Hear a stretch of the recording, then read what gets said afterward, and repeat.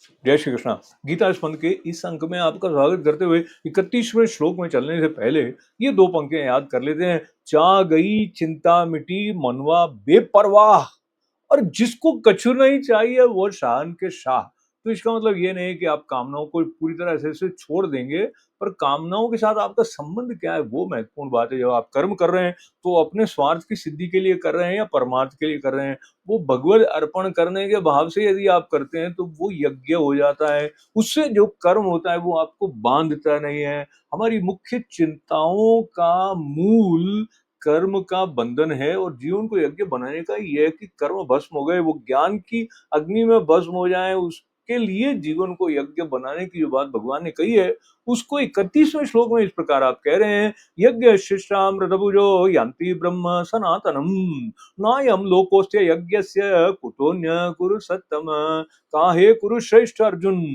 यज्ञों के परिणाम स्वरूप ज्ञान अमृत को भोगने वाले जो योगी जन हैं, वो सनातन परब्रह्म परमात्मा को प्राप्त होते हैं। और जिन्होंने जीवन को यज्ञ नहीं बनाया है, उनके लिए तो ये मनुष्य लोक भी सुखदायक नहीं है।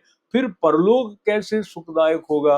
अब ये मनुष्य लोक सुखदायक है कि नहीं है, इसके बारे में यदि हम थोड़ा सा चिंतन करते हैं, तो यदि कुछ कर्म करते हुए आपके मन पर चिंता का बोझ बना रहता है, ऐसा होगा कि नहीं होगा, परिणाम की चिंता को लेकर हम अपना बीपी बढ़ा देते हैं, कोलेस्ट्रॉल बढ़ जाता है, तो फिर वो आनंद का हेतु हुआ कि नहीं हुआ? सच-सच हमें इसके बारे में सोचना है। तो जो समता की बात श्रीमद् भगवत गीता में आई है, वो हमें मुक्ति के पथ पर बने रहते हुए कर्म को करने की जो सीख देती है, जो विधि बताती है, उस विधि का ये अंग है कि हम अपने जीवन को यज्ञ बनाएं। तभी हम कर्मों के बंधन से मुक्त होकर आगे बढ़ सकेंगे। अब ये जो विषयों की बात है, उसके संबंध में उपनिषद में एक संदर्भ ऐसे आया कि मृत्यु रूपाणी, कि सारे विषय जो हैं वो छोटी छोटी मृत्यु है।